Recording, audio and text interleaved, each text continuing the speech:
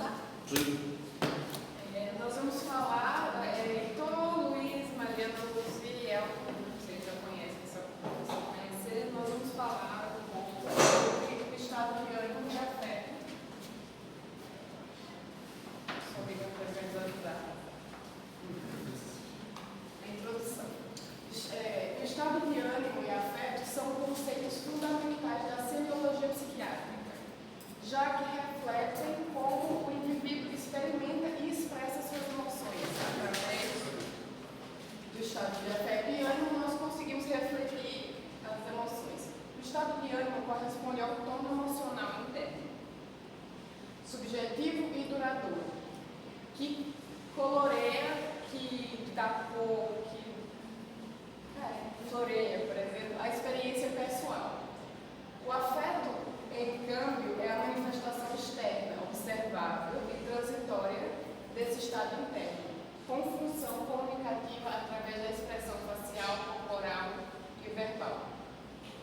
Compreender os dois, assim como suas alterações, resulta essencial para identificar quadros maníacos, depressivos, ansiosos, irritáveis e demais variações patológicas do afeto. Humor. Estado de ânimo, primeiro vou falar sobre o humor. A definição: tono emocional sustenido e predominante durante um período prolongado, geralmente como nós somos na maior parte do tempo. Exotono hedônico dominante que tem a experiência subjetiva. Diferença com a emoção. Já as emoções são rápidas, breves, com reações neurovegetativas. E o estado de ânimo, que é na maior parte do tempo, é duradouro, ligado a ritmos biológicos como sono, vigília, apetite, libido.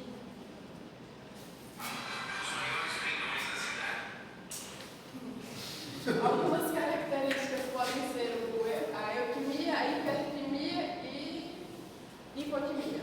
Eutimia seria o humor normal, equilibrado.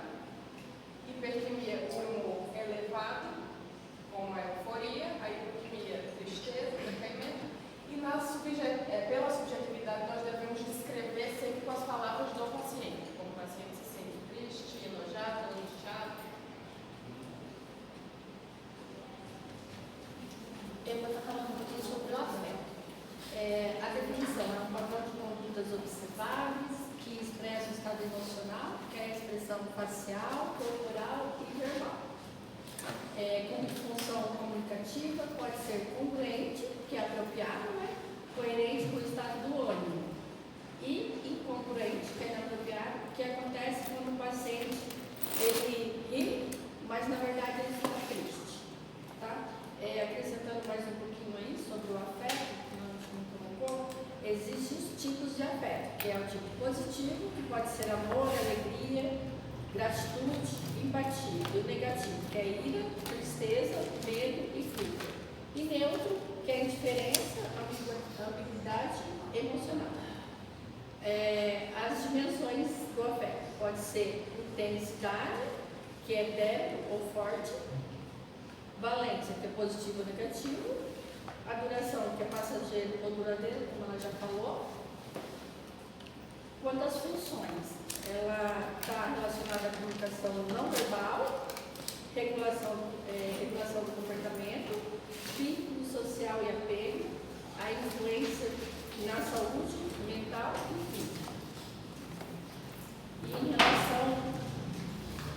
relação à educação, o afeto está relacionado, quando se fala educação e trabalho, motiva o aprendizado, quando ele está motivado, melhora o clima organizacional e favorece a cooperação da empatia.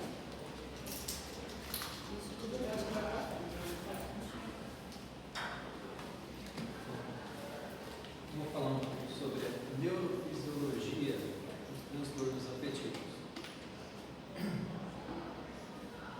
Quando se fala em neurofisiologia desses transtornos, nós vamos falar basicamente sobre 4 alterações. Alteração em neurotransmissores, neuropéptidos, alterações pós-receptor, fatores de crescimento neuronal, neuroplasticidade, sistema límbico e integração emocional.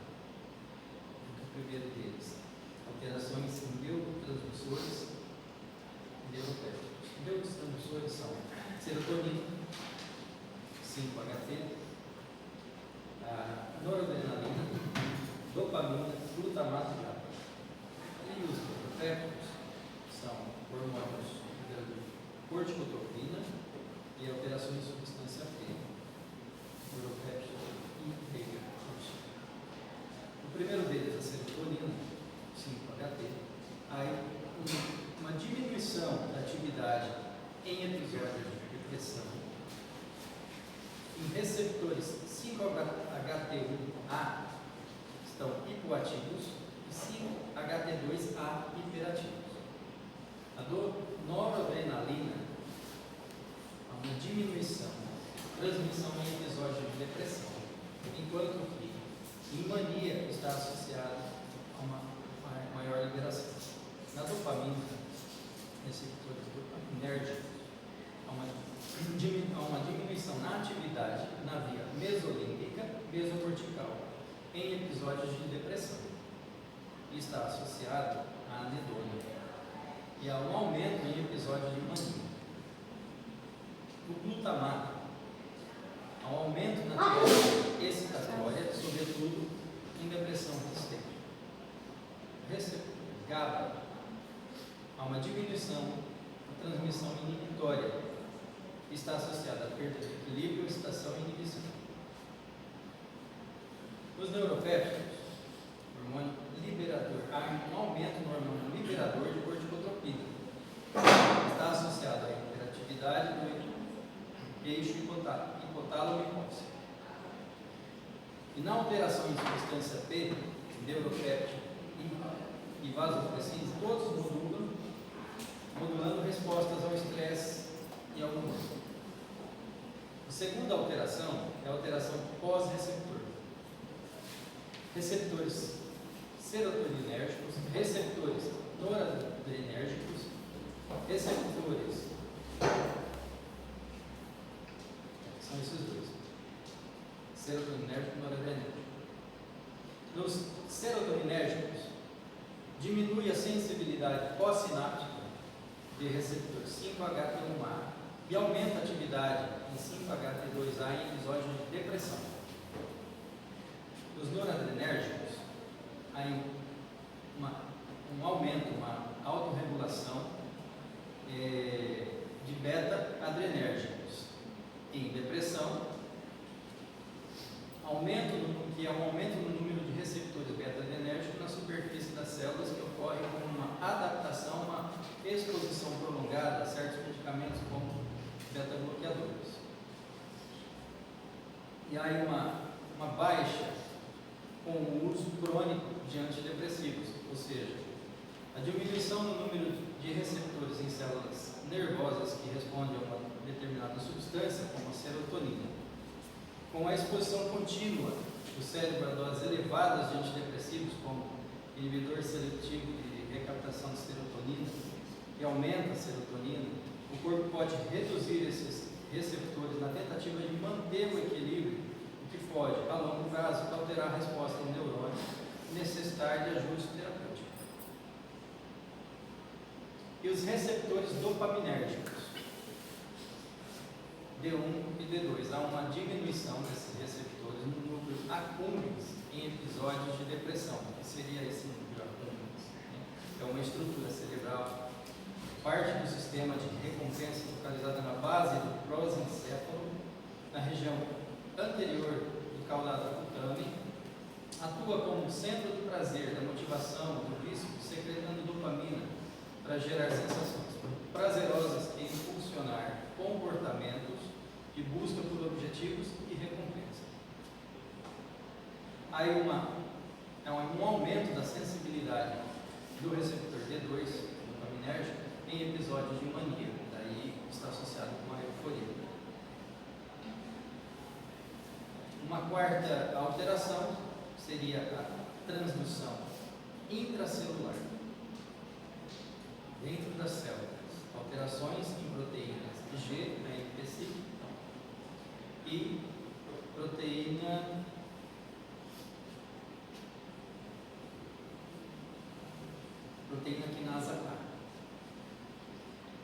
também afeta a expressão gênica de proteínas. Como que funciona? Funciona assim, ó. A proteína G é uma proteína de sinalização celular que, quando inibida, no caso da proteína G inibitória, leva à diminuição do AMP cíclico e da proteína quinasa A, resultando na redução da fosforilação e da expressão de genes como PRE, o que pode inibir respostas celulares a estímulos. Proteína G são proteínas que atuam como interruptores moleculares, ligando-se a GPT e GDP, para mediar a sinalização celular. Existem diferentes tipos, incluindo a proteína G inibitória, que, em resposta a um estímulo, inibe a produção do AMP cíclico, diminuindo a AMP cíclico, que é um segundo mensageiro celular, que atua na regulação de várias vias de sinalização. A ativação da proteína G inibitória diminui os níveis do AMP cíclico na célula, inibindo a cascata de sinalização que ele desencadeia. Ou seja, passa a inibir também, a diminuir também a proteína quinasa A, que é uma proteína ativada pela ligação do AMP cíclico às suas subunidades reguladoras. A diminuição do AMP cíclico leva, portanto, à redução da atividade da proteína quinasa A. Consequentemente, reduz também o CREB, que é o fator de resposta a AMP cíclico. É um fator de transcrição. O CREB é um fator de transcrição que, quando ativado, pode regular a expressão de gene. Então, a proteína quinasa A, ao ser ativada, pode fosforilar o CREB e assim ativar a expressão de genes. Ao contrário, com a inibição da proteína quinasa A fosforilação do CREB é reduzida, o que resulta na diminuição da ativação da expressão de genes que são regulados por ele. Em resumo, a sequência de eventos é a inibição da proteína G inibitória, que leva à diminuição do AMP cíclico e, por sua vez, inibe a ativação da proteína quinasa A, reduzindo assim a fosforilação do CREB e, consequentemente, a transcrição de genes dele depende. É uma cascata. Outra alteração são os fatores de crescimento neuronal e neuroplasticidade. BDNF, fator neurotrófico derivado do cérebro. Aí uma diminuição em depressão e um aumento com tratamento antidepressivo. VEGF e NGF também alterados, ligados à plasticidade e sobrevivência neuronal. VEGF e NGF são siglas para as proteínas fator de crescimento endotélio vascular, fator de crescimento nervoso. O fator de crescimento endotélio vascular é crucial para a formação de novos vasos, angiogênese, enquanto que o NGF é um fator protetor neurotrófico que desempenha um papel importante na saúde dos neurônios. Consequência: redução de neurogênese e sinaptogênese no hipotálamo e córtex pré-frontal, que está associado a sintomas cognitivos e afetivos. Uma última alteração seria no sistema límbico e integração emocional. O sistema límbico é uma rede de estruturas cerebrais que integra emoções, memória e comportamento, atuando como centro de comando das nossas respostas afetivas. Ele recebe estímulos sensoriais, processa informações e gera reações emocionais e fisiológicas, orquestrando comportamentos motivados. O hipocampo consolida a memória emocional, enquanto as amígdalas e o hipotálamo são cruciais para a regulação e expressão dessas emoções. Funciona assim: amígdalas, há uma hiperatividade em episódio de depressão, está associado à percepção aumentada de estímulos negativos, medo, ansiedade. O hipocampo, há uma diminuição no volume e neuroplasticidade, prejudica a memória e a regulação do estresse. Córtex pré-frontal, dorso lateral, há uma hipoatividade que está associada ao menor controle cognitivo sobre as emoções. Circuitos de recompensa, núcleo acúmbens, há uma diminuição de dopamina em episódios de depressão, que está associado à anedônia, e há um aumento em episódios de mania, que está associado à euforia. A quantidade de dopamina no núcleo accumbens afeta as emoções e comportamentos, explicando que níveis baixos de dopamina levam à anedônia, a incapacidade de sentir prazer.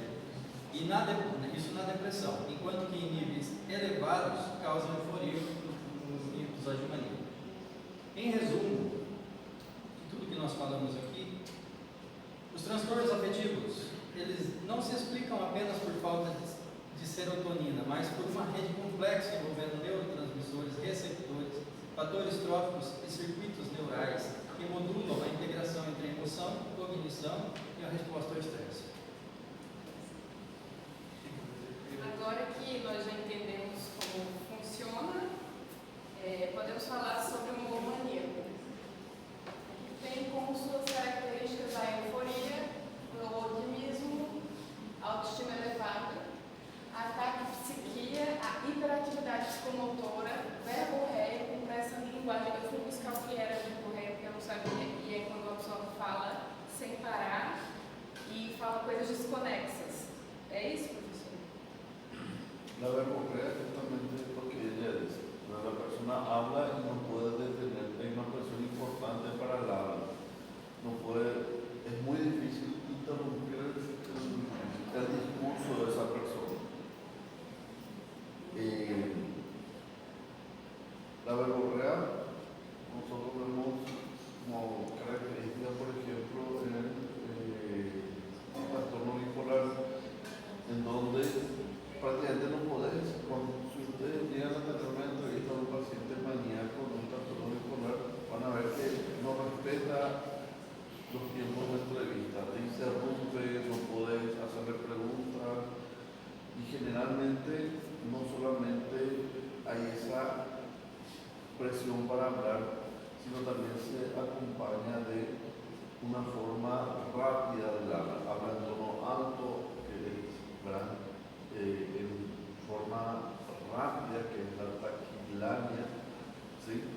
Y puede haber un lenguaje casi inentendible porque va cambiando de un tema a otro muy rápidamente, porque su idea piensa más rápido de lo que puede hablar, entonces antes de terminar una frase que está expresando otra idea. Bueno, eso es lo que se llama a veces fuga de ideas. Son varios conceptos, pero la verborrea específicamente se refiere a esa presión para hablar y es la dificultad para detener el discurso de la persona que está verborrea. No se detiene, habla y habla y habla. Nadie me está deteniendo, por ejemplo, ahora. Estoy totalmente verborrea. Estoy diciendo un montón de cosas y no detengo y no le dejo más poner a él. Pero sigo hablando, ¿verdad? Eso es verborrea.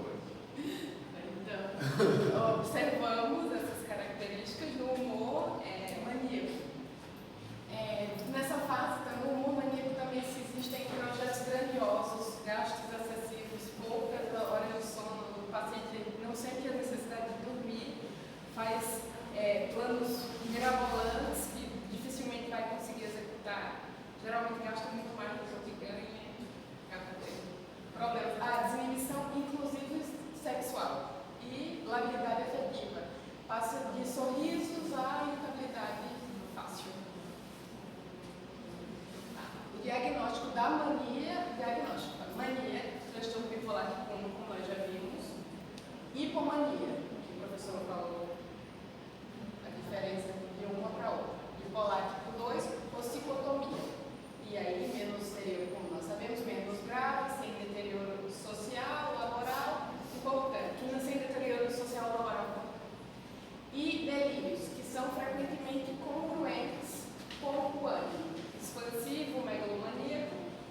E existe uma forma especial que seria a amoria, que seria a euforia vazia, insossa, sem sal, sem graça, e que acontece por lesão frontal.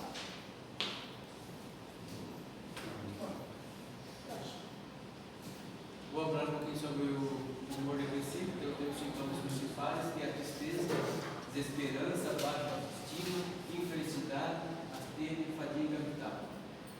Melhora vespertina, segundo a reencarnação cardiana.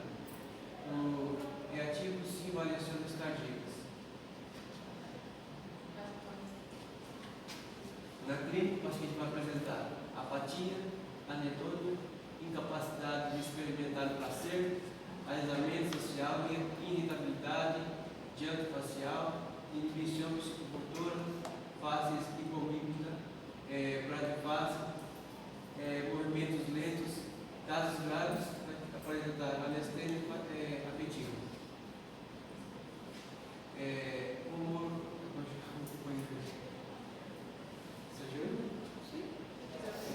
humor ansioso, ansiedade, estado da ansiedade momentânea, ligada a uma situação concreta, ansiedade em rasgos de personalidades, resposta ansiosa, persistente na clínica, tensão, inseguridade, medo de morrer, enlouquecer, sensação de ameaça iminente. Sintomas físicos: nudo na garganta, taquicardia, disneia, sudoração, temblor, alteração dos gastrointestinais, urinário, ataque de pânico, pode acompanhar-se de despersonalização, separação de uno mesmo e desrealização do mundo real. Bom, eu vou apresentar esse. Humor e irritabilidade é um estado afetivo de baixo controle cognitivo, manifestado em irritabilidade verbal, estado de agressividade, pode aparecer como episódios, estado prolongado, rastro comum de transtornos de personalidade, vivido como degradáveis, divórcios e afetos catárticos. Bom, então sobre isso vem as alterações. Temos a agitação, estabilidade, afeto restringido, afeto contatado, afeto aplanado, a comunicação afetiva e empatia, a aginia. E aí eu pesquisei um pouco diferente de cada um, mais ou menos, quais são as diferenças entre um e o outro sobre essas alterações de afeto, e vamos lá. E alguns talvez vocês vão conhecer, que se passam entre um colega, entre uma amiga, entre um parente. Por exemplo, pegar o afeto de instabilidade, que seria? É uma contenção de intensidade, se refere a um tipo de uma massa sem característica expressiva, emocional. Então, sem nada ele já fica irritado, tenso. Uma flutuação rápida, o humor, do nada ele já se explode, já fica irritado, começa a suar, igual estava falando a colega, vai aumentando, dá humor, não, eu tenho que ir embora daqui agora, senão eu vou matar aquela pessoa, mais ou menos isso. Aí vem de intensidade. Qualquer coisinha, ele já sai da alegria, já vira, quer matar alguém. Então, essa seria a parte da instabilidade. O impacto do relacionamento. O que seria o impacto do relacionamento? O relacionamento conturbento, desvaloriza o saber do parceiro, insegurança completa, frequente, ele vai me trair, ele saiu, foi no mercado, eu já estou achando que ele já está me traindo. Isso seria parte dessa questão de divórcio. E viveu com essa pessoa lá na infância ou lá na adolescência, namorou durante 4, 5 anos e aí descobriu uma traição, aí ficou 3, 4 anos sem namorar e todos que ela pensa, essa pessoa vai pensar, vai fazer a mesma coisa, vai trair ela. Então todos não prestam para ela, nada presta para ela. Essa questão da parte do relacionamento. E o afeto restringido seria uma característica pouco falada, face muito fechada, pouco sorriso, não é bem uma doença, é um associado a uma bipolaridade, esquizofrenia, estresse traumático, alguma coisa, uma pessoa querida que faleceu, tudo isso, até a doença de Parkinson também atua nessa parte. Não seria bem uma doença ou afeto restringido, é sim ocasionado por alguma coisa. E o afeto de abandonamento seria uma pessoa de redução significativa na expressão de suas emoções, expressões faciais limitadas, voz monótona, não tem ânimo para nada, poucos gestos ao falar, não se anima com nada, pergunta, ele é um vazio, ele não sabe falar nada, pode ser ocasionado por um transtorno traumático também, uma esquizofrenia, uma depressão ocasionada por uma perca de alguém, ou uma traição severa de amizade ou da família, E o afeto aplanado praticamente é a mesma situação. Deixa eu só fazer uma complementar. No afeto voltado, está associado ao uso de medicações, desde azepínicos e psicóticos. Então, pacientes que fazem uso dessas medicações vão expressar uma certa apatia. Não. E a conclusão?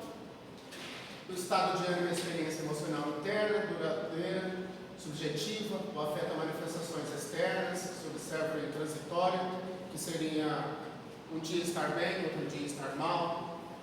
Ambos podem se alterar em sua intensidade, congruência, estabilidade, sendo pilares da explosão psicológica, do nada já fica bravo, irritado e vai matar alguém. Aqui tudo de bom e de repente ele já pula como fosse um lado do outro, em questão de segundos, muda seu estado emocional. Os principais transtornos de ânimo descritos são maníacos, depressivos, ansiosos, irritáveis. E as alterações de afeto incluem a incongruência, labilidade, restrição, embotamento, aplanamento e anestesia, que seria a parte de perda da sua face, fechada, parada. Isso seria mais a restrição. Okay. Essa é a bibliografia.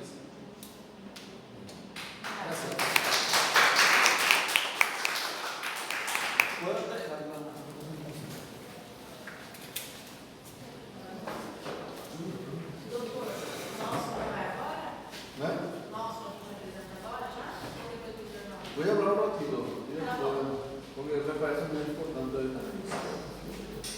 ¿Sí? Bueno, yo tampoco traigo. Recuerden que muchos que se dicen clase va a tocar.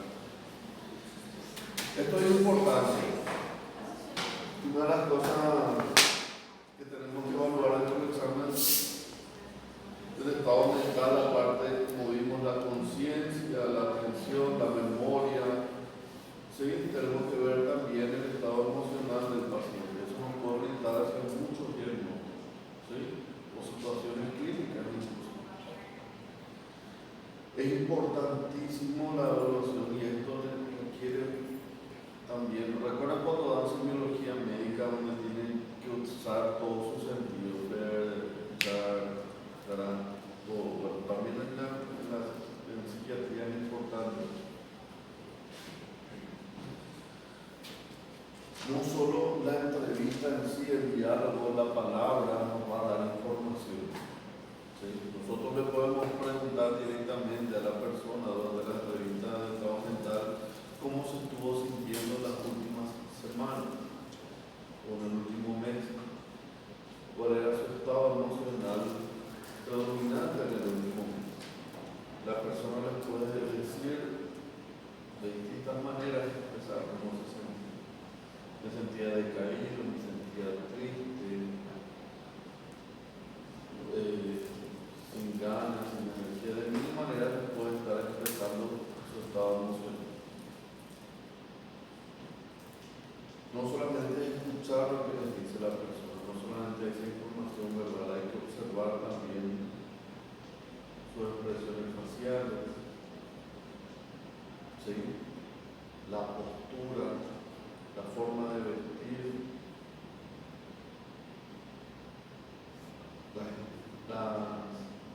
las expresiones dentro del habla también, ¿verdad? El tono, la velocidad, la latencia de la respuesta,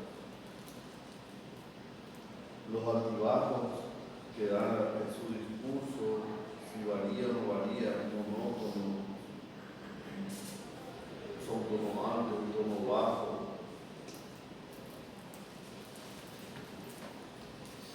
La velocidad de sus movimientos, etc. Todo eso nos da mucha información. Acá diferencian dos conceptos muy importantes. El humor, el humor o estado de ánimo y el afecto, dos elementos que sí o sí tienen que figurar en la descripción del estado mental. También habla de los estados emocionales o las emociones, ¿sí? ir diferenciando estas situaciones. Por ejemplo, habíamos hablado de que uno puede tener una tristeza reactiva, ¿sí? Una alegría reactiva.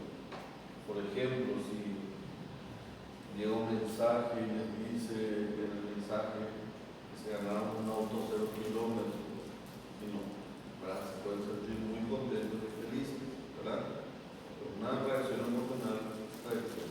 Pero al rato se dan cuenta de que no enviaron ningún cupón ni nada, nosotros después se dan cuenta que puede ser una estafa, le está enviando alguna de las clases de acá para Paraguay, y después le empieza a pedir plata para poder transferirle los datos y esas cosas. Bueno, ahí empieza a cambiar su estado emocional, ¿verdad? La alegría se fuma y empiezan a tener otra ¿verdad? Desilusión, pueden sentirse molestos, ¿verdad? Si se dan cuenta de que no era nada. Es como un cambio el estado de ánimo ante una situación determinada. Ese es el estado de una emoción. El estado de ánimo humor, en cambio, es más duradero. Justamente,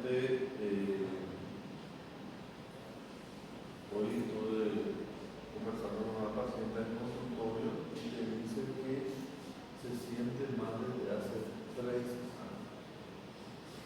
Hace 3 años no logra sentirse bien como lo sea antes, se siente como desganada, medio triste, parece que las cosas no le emocionan, ¿verdad? Como antes. Si bien sigue haciendo todas sus actividades diarias, un estado emocional que está presente todos los días de su vida, se despierta de esa forma, transcurre el día de esa forma, y día tras día, un estado con un tono constante, un tono emocional constante. Ese es el humor de la vida. No necesariamente tiene que durar años, para poder durar varios días, semanas. El estado emocional normal, neutro, digamos, ese estado emocional nos sentimos no neutro, que tiene también sus variaciones naturales, las respuestas emocionales, como las emociones. Ese estado normal de ánimo se llama eutivo, ¿sí? Eutivo.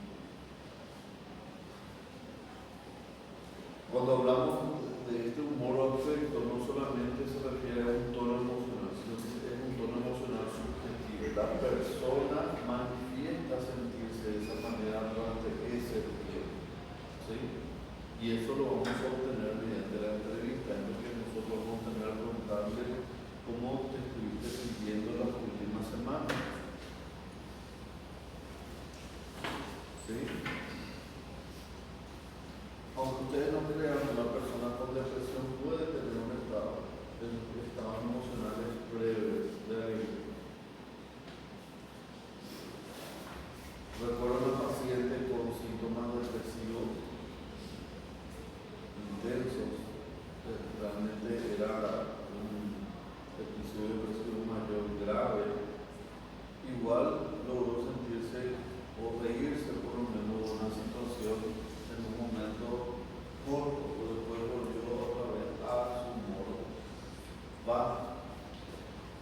Recuerdo que estábamos evaluando la urgencia, una paciente joven, universitaria, que ya había tenido una tentativa suicida grave, que estaba siendo evaluada nuevamente por una nueva tentativa suicida. Tenía todas las características de un humor depresivo, la sensación subjetiva de tristeza, desesperanza, el afecto, cabizbaja, el lenguaje de tono bajo, el descuido de la prolijidad en su apariencia, la forma de vestirse luego es diferente, colores opacos, no estaba maquillada, no estaba arreglada,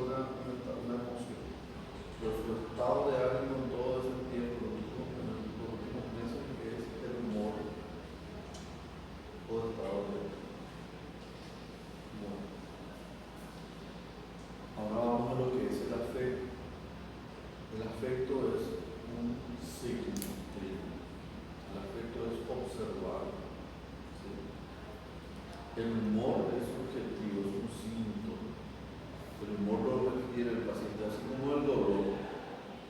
El dolor tiene una característica subjetiva. Nosotros no sabemos si le duele o no le duele a una persona. Me duele el abdomen, le dice. Ustedes sienten el dolor o pueden dimensionar el dolor de esa persona. Eso es un síntoma, me duele el dolor. Ahora, ¿podemos tener signos de dolor? Sí, hay signos que nos pueden indicar si el dolor es por lo menos muy intenso o no.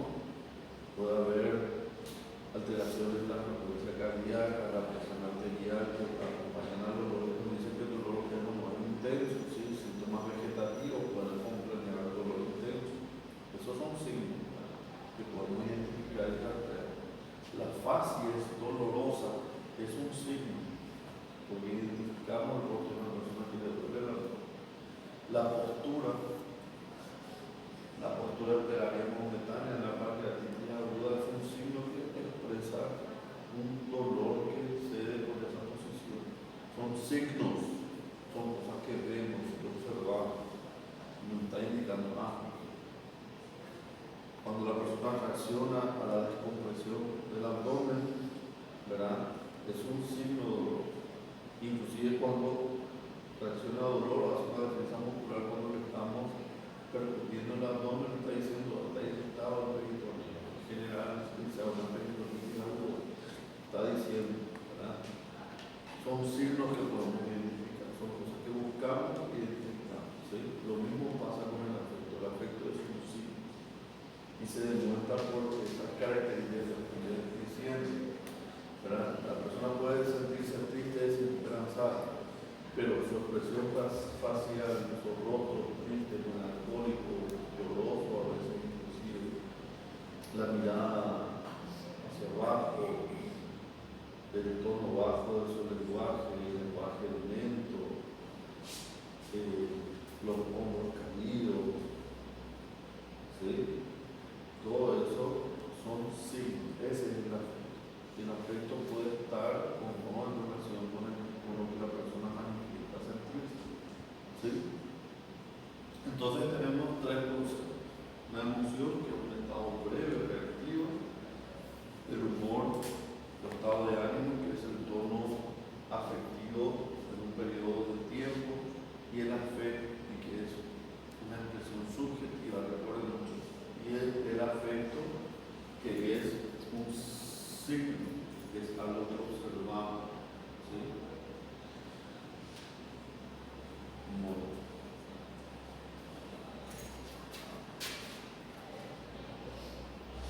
Apéndense de esto.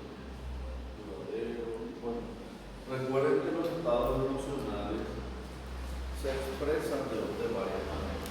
Como les dije, uno puede expresarlo verbalmente, pero también tienen repercusiones en nuestra conducta, en nuestra forma de pensar y en otros tipos de sentimientos. Una persona deprimida generalmente piensa de una forma negativa, como que ese humor tiñe toda su vida. Le suelo hablar a los pacientes de como el ejemplo de usar lentes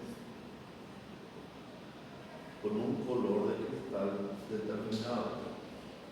Si yo me pongo un lente de color verde, con unos cristales verdes, y yo le pregunto de qué color de fondo deseo utilizar a los compañeros de diapositiva, ¿de qué color me van a decir? Blanco. En cambio, yo por mis lentes puede que les vea de un color medio verde, porque mis lentes están filtrando lo que yo percibo. Bueno, eso mismo es el estado emocional. El estado emocional nos hace ver las cosas de manera diferente. Nos hace pensar de manera diferente. Nos hace actuar de manera diferente. ¿Sí? Y eso lo percibimos inclusive con las experiencias emocionales normales. Habíamos hablado ya que cuando uno está triste, no quiere hablar con la persona. Imagínense, uno se aplaza en el examen, todo el mundo pasó y justo uno se aplaza. Ese no quiere hablar con la persona, porque todo el mundo está feliz festejando qué pasó y esa persona que no aprobó el examen se siente mal. ¿Sí? se aísla, no quiere dejar como Manuel Pérez decir para ahogar las penas para respetar, pero es sensibilismo. Escucha la música más triste posible cuando no se van a escuchar música, yo qué sé, alegre, se aísla, trata de rever la situación, lo piensa, no fui lo bien, no solo lo bien, piensa negativamente. Lo mismo, el cambio cuando uno se siente feliz, está mucho más positivo, recuerda mucho más fácilmente las cosas buenas de su vida, ve con más esperanza al futuro, quiere compartir, ¿sí? Afecta a todo. Bueno.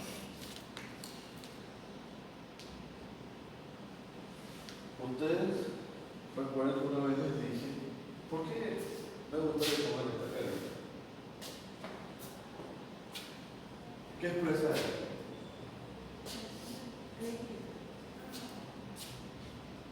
¿Qué expresa esto? ¿Qué expresa esto? Nadie duda de eso. Esto le mostramos a personas de distintas edades y reconocen su mismo estado emocional. Le mostramos a personas de distintas culturas, de distintos idiomas, reconocen su estado emocional. ¿Sí? Porque hay expresiones que son congruentes con esos estados emocionales. ¿Sí? Una expresión uniforme, como un lenguaje único, digamos, nuestra expresión emocional. Entonces, eso es el afecto, lo que logramos reconocer. Y a veces el afecto puede ser congruente o no. Si yo digo que me siento triste y que el otro está así, es congruente, ¿verdad? Pero si les digo que me siento triste o le hablo, le estoy hablando a ustedes de algo muy triste en mi vida, mientras estoy hablando a ustedes me veo así, es congruente con el estado de ánimo. No es congruente, ¿verdad? Como yo les estoy contando un evento catastrófico muy triste, una pérdida importante de mi vida y me mate la risa, ¿verdad? No es congruente. Entonces esa es una de las cosas que vemos. Es congruente con lo que se está narrando, con lo que se está hablando, es congruente con lo que dice, como dice sentirse o no es congruente. Esa es una de las cosas que vemos nosotros en la memoria, aparte de las afectaciones de cada uno de ellos. El humor, entonces, podemos relacionarlo con los estados emocionales, que es lo que controlamos. Con los estados emocionales. Vamos a hablar de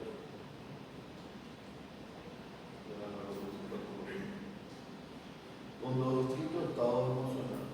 ¿Cuáles son las? Ustedes reconocen, entonces, alegría, tristeza, rabia, vergüenza. Nosotros también, cuando uno se siente avergonzado, uno ve en el rostro de la persona y se da cuenta que la persona está avergonzada, ¿sí?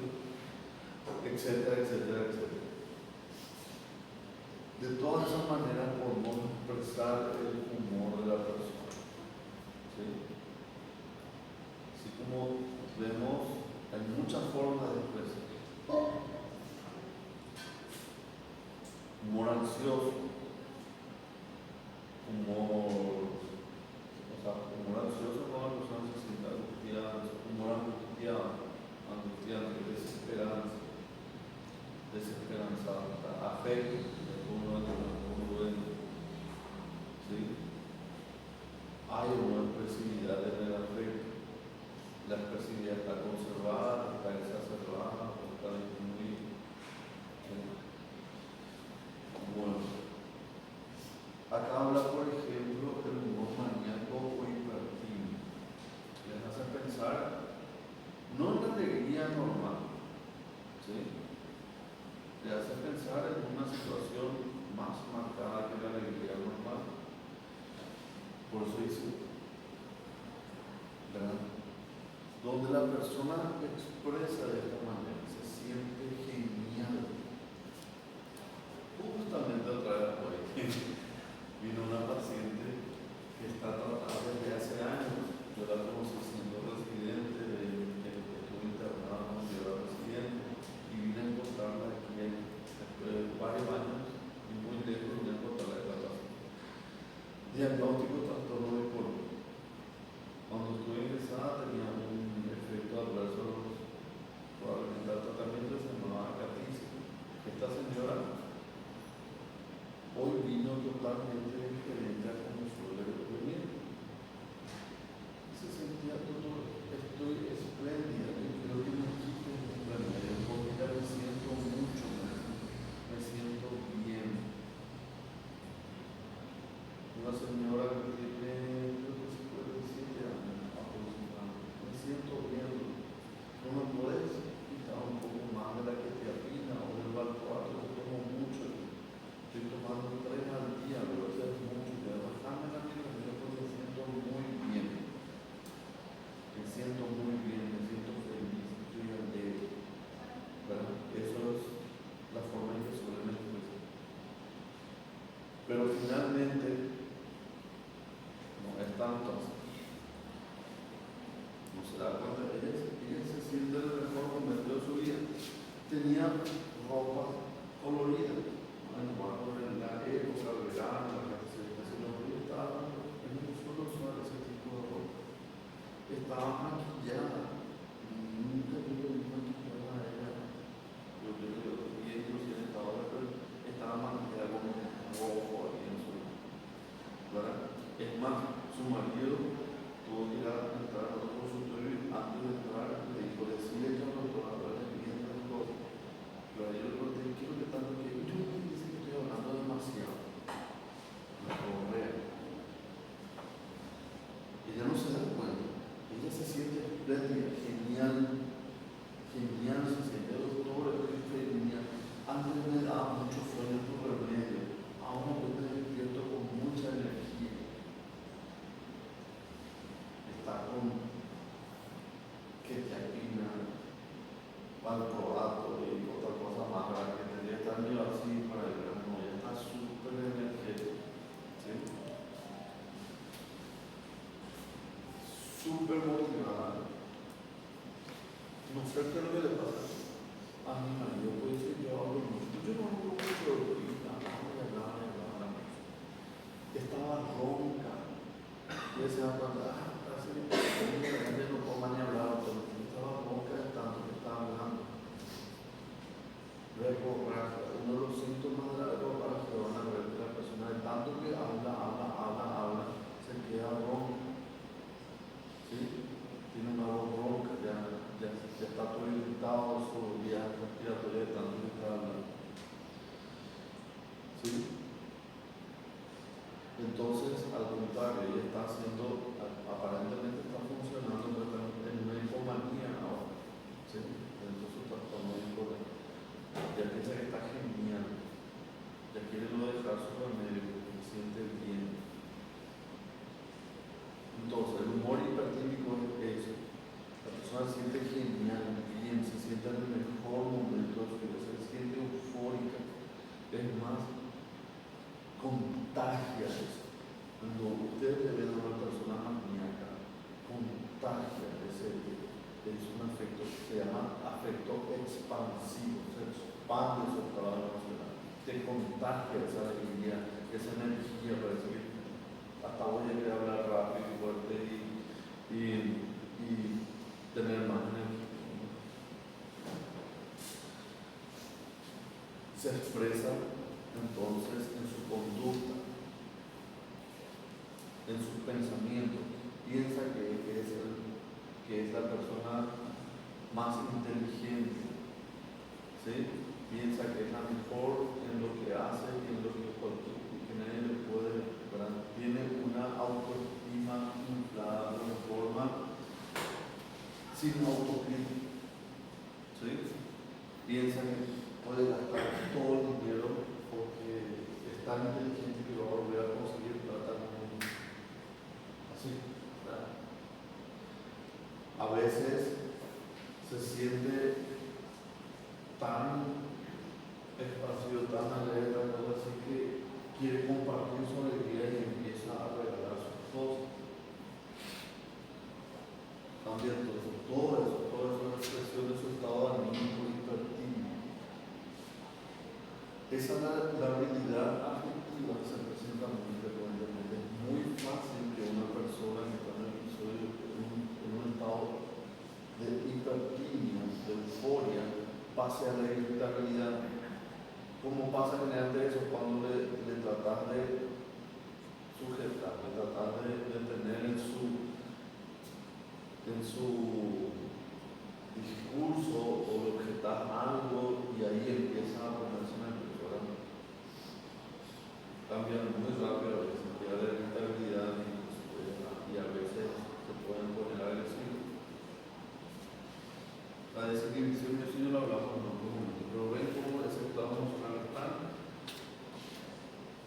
exaltado que hace que la persona se comporte de una manera totalmente diferente, riesgosa inclusive. El humor depresivo es el estado de ánimo que hablamos cuando hablamos del episodio depresivo macro. La persona, el humor depresivo lo refiere como una sensación constante de tristeza, infelicidad, desesperanza, o como una incapacidad constante de sentirse bien o de alegrarse.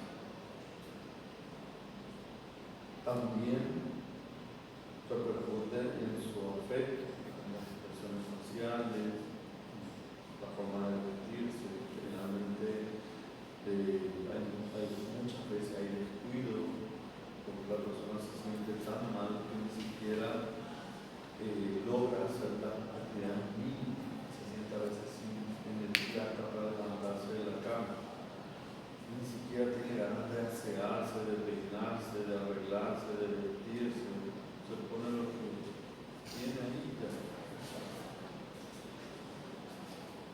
Ese estado de ánimo puede llegar a ser tan extremo que la persona no se levanta de la cama, se aísla, no quiere compartir, es más debilita a veces la presencia de otras personas, le molesta, le descarga, quiere estar solo, le puede afectar inclusive en situaciones como el apetito, el sueño, y tiende a ver las cosas de forma negativa, a veces inclusive pueden aparecer pensamientos de culpa, etc. Tiene todo un conglomerado de cosas, ¿verdad?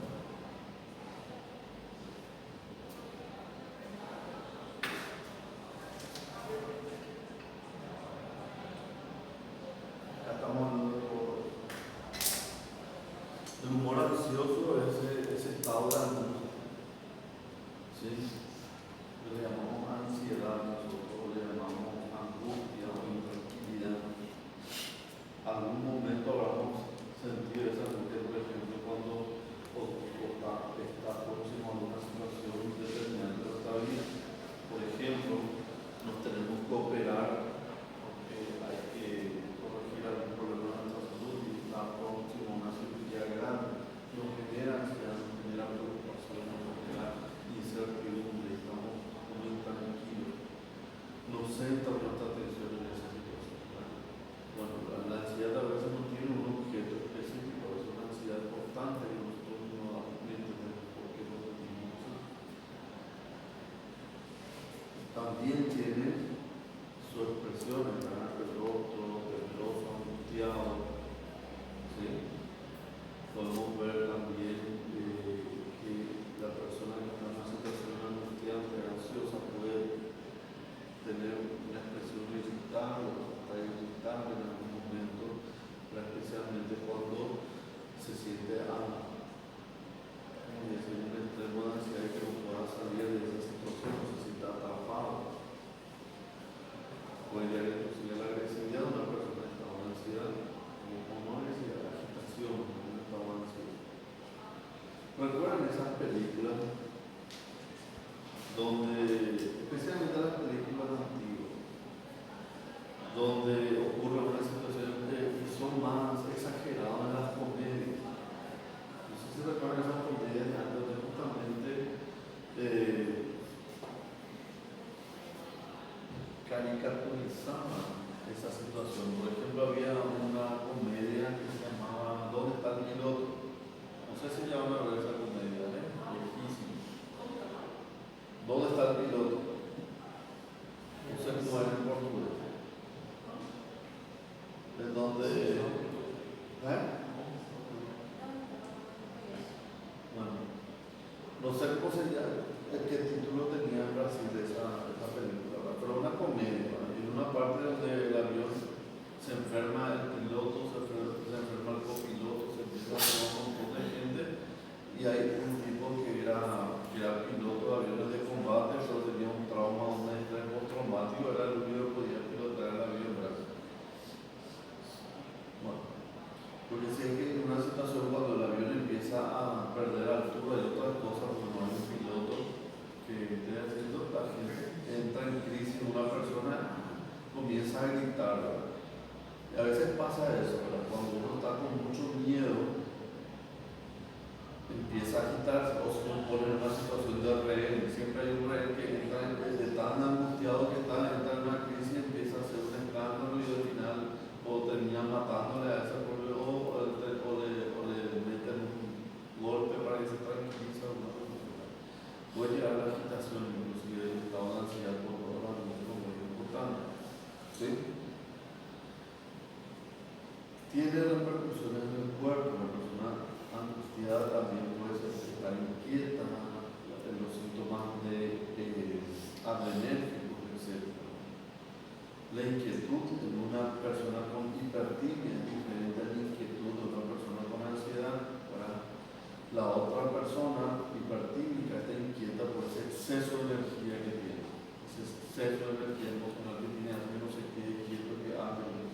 En cambio, la ansiedad también es un estado emocional muy intenso y hace que la persona no se quede quieto, no logre quedarse quieto, quiere salir de ahí, quiere correr, quiere salir de la amenaza, pero no sabe cuál es la amenaza.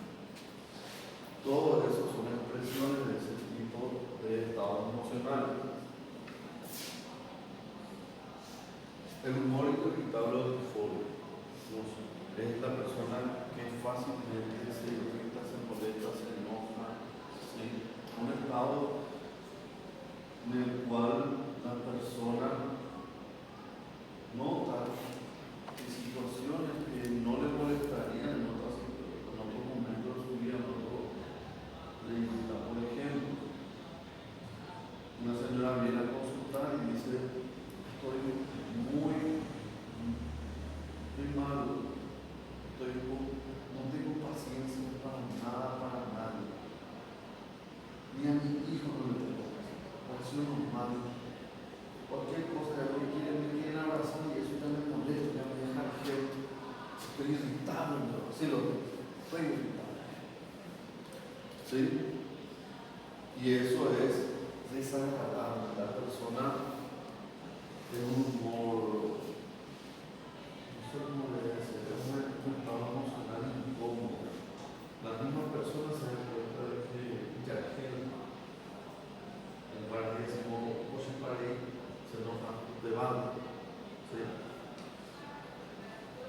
Bueno, pero no logra controlarse. Esto también, el humor irritable, puede presentarse en la manía, los episodios mixtos de manía también, ¿sí? Y las alteraciones del afecto. El afecto, como dijimos, es un ciclo. La adecuación y propiedad.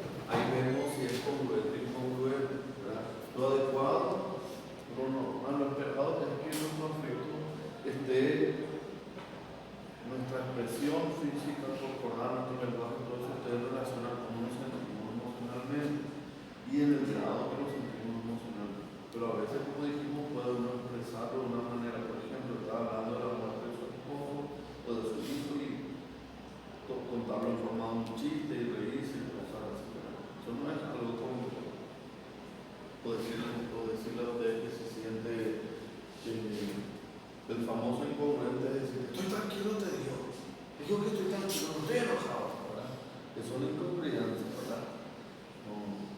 está tranquilo, pero sus expresiones, el tono de voz, la forma en que grita, es incongruente con su estado de afecto, es incongruente.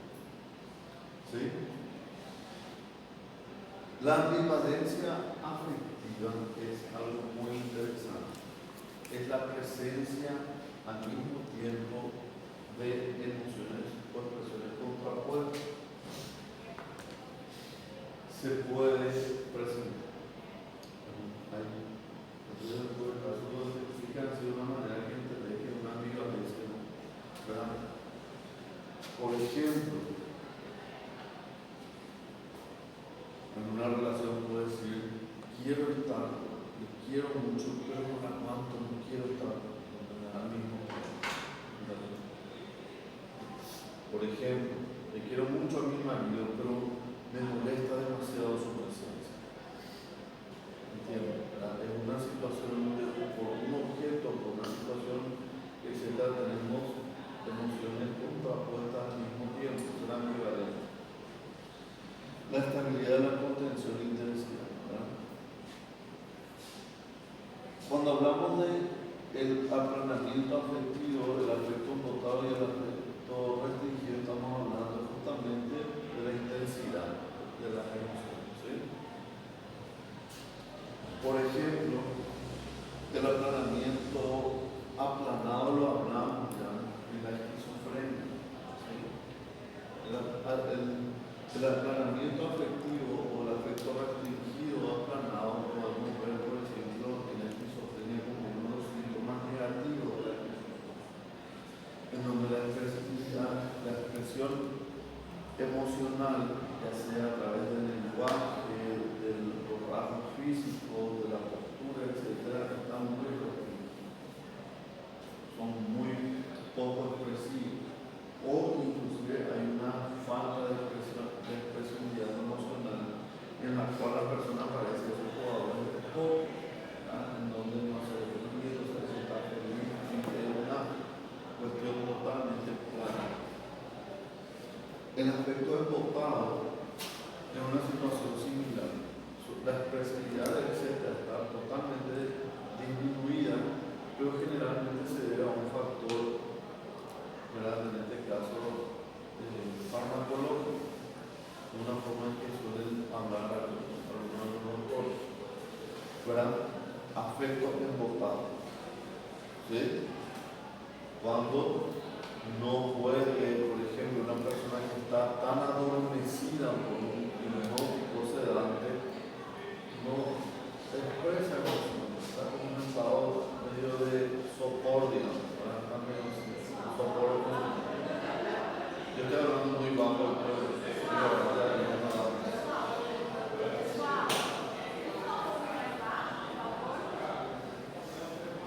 bueno, entonces, esas situaciones hay que tenerlas en cuenta. Un ejemplo, vamos a un ejemplo bien para entender estos dos conceptos entre afecto restringido y afecto embotado. El afecto restringido vamos a ver como un síntoma negativo de la esquizofrenia, ¿sí? Pero el afecto embotado podemos ver como un efecto adverso de los antipsicóticos, como por ejemplo la inexpresividad vista en un extrapiramidalismo, ¿verdad? Como en el Parkinson justamente se habla en una enfermedad de Parkinson, se habla de disfasia del jugador de póker, porque es totalmente inexpresivo, ¿verdad? Es por los síntomas de la pirámide. En este caso, el aspecto es embotado cuando es resultado de medicación de los antipsicóticos. Pero si es un síntoma negativo, la persona no está con síntomas, no tiene antipsicóticos, pero si es aplanado su afecto, es un síntoma negativo. Diferenciar a veces que es muy difícil. Su aplanamiento afectivo es por los antipsicóticos o su aplanamiento afectivo es por los síntomas negativos o es justamente los síntomas negativos que están sobremarcados por el antipsicótico, como habíamos dicho, por ejemplo, los típicos como empeoran los síntomas negativos por su efecto en la vía, en una de las vías. ¿Recuerdan, Pablo? ¿Cuál vía es la que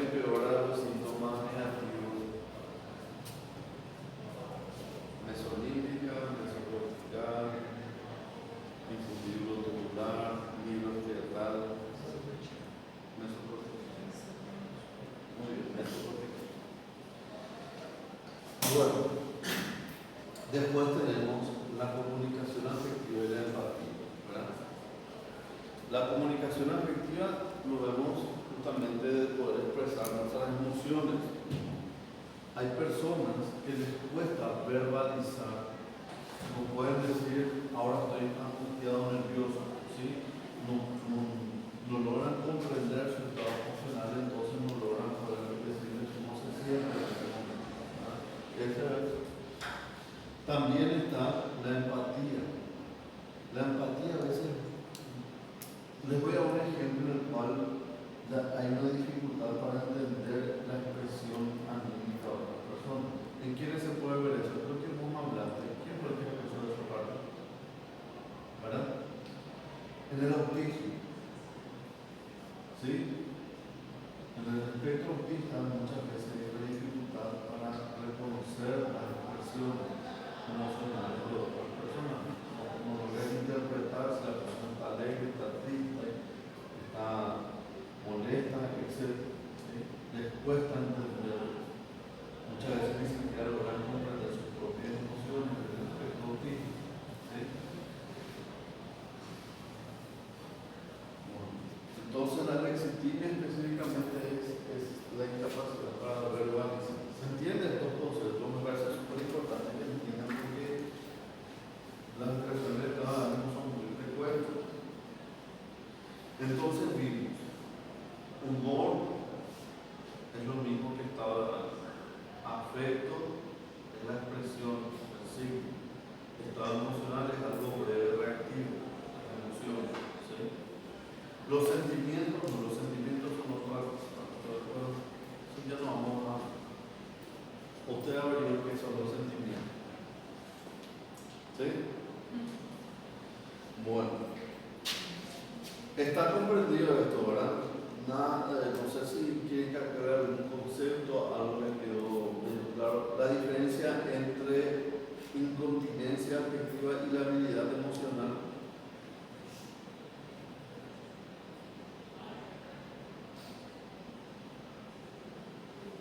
¿Se entiende la diferencia entre esos dos conceptos?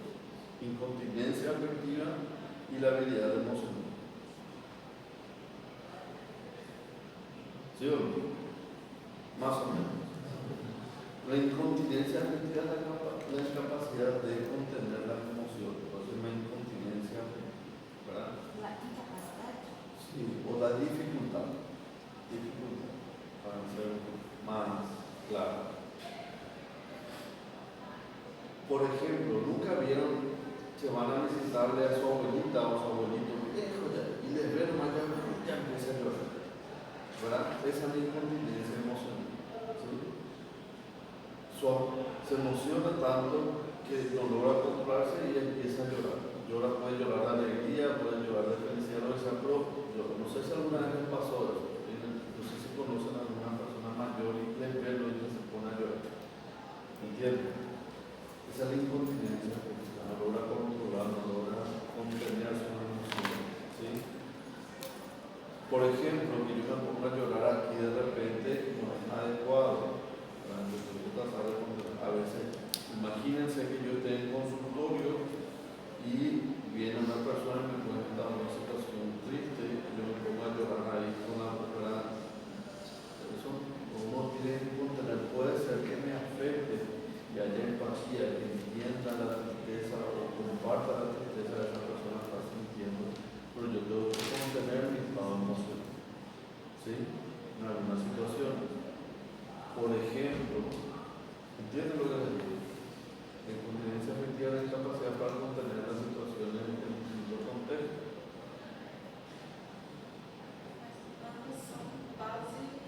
No, la habilidad afectiva es el cambio brusco, no necesariamente la contención. La habilidad afectiva es el cambio intenso del estado emocional.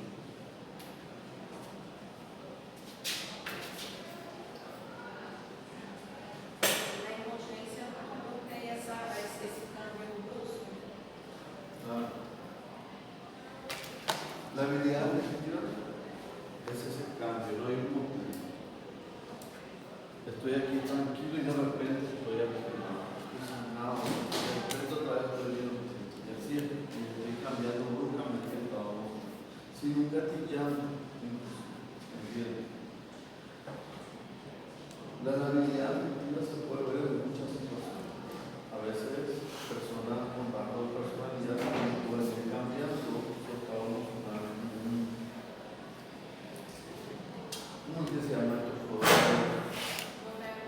como una montaña rusa, ¿verdad?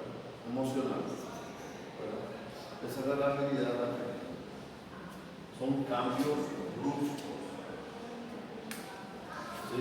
Brusco significa, no es brusco solamente que es rápido, sino brusco significa que es un estado emocional a otro completamente diferente. ¿Entiendes?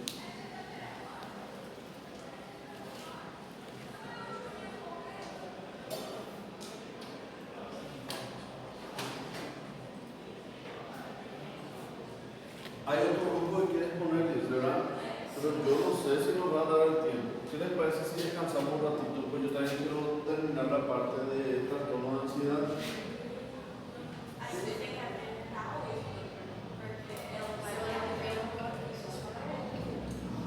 Yo también tenía un compromiso.